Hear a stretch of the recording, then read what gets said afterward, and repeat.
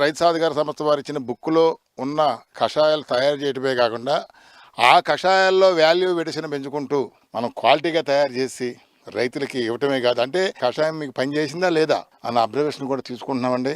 నేను బతకడమే కాదు, ఈ యొక్క వనరుల కేంద్రం మీద ఓ 15 మందికి జీవనాధారంగా చేపిస్తున్నాను. 2018లో 4 ఆవులతో స్టార్ట్ చేశాను. ఈరోజు 40 ఆవులతోటి గోశాల నిర్వహించుకుంటూ, ఆ ఆవుల నుంచి వచ్చిన పేడ అనేది కానీ, మూత్రం అనేది కానీ మా కషాయాలకి ఈ పేడ ఘనజీవామృతానికి, జీవామృతానికి, పంచగవ్య తయారు చేసుకోవడానికి, ఈ ఆవులకు నుంచి వచ్చిన పాలు మాత్రం మేము అమ్మం. మేము ఇప్పుడు కూడా మాకు 5 లీటర్లు ఉన్నాయి, 10 లీటర్లు ఉన్నాయి, 15 లీటర్లు ఉన్నాయి. మొత్తం తోడెంటేసి అందులో ఉన్న నెయ్యి తీసుకుని ఆ మజ్జిగ అంతా కూడా వేరే డ్రమ్లో చేసుకుని పంటలకు కూడా సప్లై చేస్తామండి. మా కషాయాలకి ద్రావణాలు మా పంచగవ్యలో కూడా వినియోగించుకుని సప్లై చేస్తూ ఉంటాం. ఇదే కాకుండా ఎందుకంటే ఈ యొక్క వ్యవసాయానికి సంబంధించిన నవధాన్యాలు కానీ, ఈ కషాయాలు కానీ, మళ్ళీ ప్రతి పంటకి కూడా ఒక పురుగుని అట్రాక్ట్ చేసే లింగాకర్షక పొట్లు ఉంటాయి.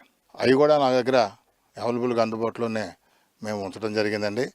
ప్రతిదీ కూడా వ్యవసాయానికి మా దగ్గరికి రైతు వస్తే రైతుకి పూర్తి శిక్షణ మాకు 2 రోజుల ముందు రైతు సోదరులు ఎవరైనా సరే ఈ యొక్క కషాయాలు కానీ, ద్రావణాలు కానీ ఎలా తయారు చేసుకోవాలి, లేకపోతే ఈ జీవామృతం ట్యాంక్ గురించి కానీ అన్నీ కూడా నాకు వచ్చిన విధి విధానాలు, రైతుగా నేను నేర్చుకున్న విధి విధానాలన్నీ కూడా వారికి తెలియజేసి, నేను ఒక సంవత్సరం వచ్చేటప్పటికి ఇంచుమించుగా 150 పేపాల దగ్గరికి పచ్చిగా ఈ సంవత్సరం 150 పేపాలు చేశానండి.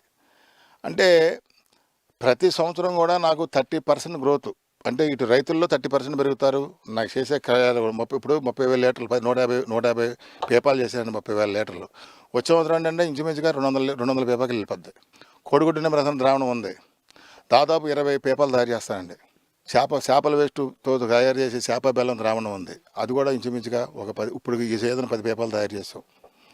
ఇలాగా ఏంటంటే ప్రతిదీ కూడా నేను ఈ రైతులను పెంచుకుంటూ మినీ ఎన్పిఎం షాపులు అంటే ఒక వీళ్ళని మళ్ళీ కొన్ని షాపులు అంటే ఈ జిల్లాలో పక్క జిల్లాలో కూడా కొద్దిగా అతను సేంద్రీయ రైతు అయి ఉండి ఆ రైతు ఏం చేస్తున్నాడంటే, బాబు నేను జీవామృతం మీద తయారు చేసుకుంటున్నాను కానీ నువ్వు కషాయాలు పంపించు లేదా ద్రావణాలు పంపించు అంటే వాళ్ళకు కూడా మేము కొద్దిగా మార్జిన్ చూసుకుని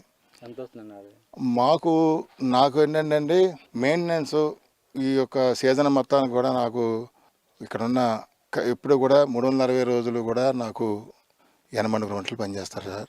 ఎవరైనా నాకు ₹1,00,000 నెలకి వాళ్ళకి ఇవ్వాల్సిందే.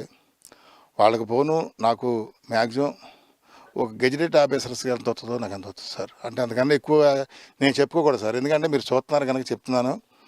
మనకి ఇందులో ఇది లాభం కోసం వెళ్ళాలంటే బోర్డు సంపాదించవచ్చు, కానీ లాభం కోసం కాదు, ప్రతిదీ క్వాలిటీగా తయారు చేస్తాం.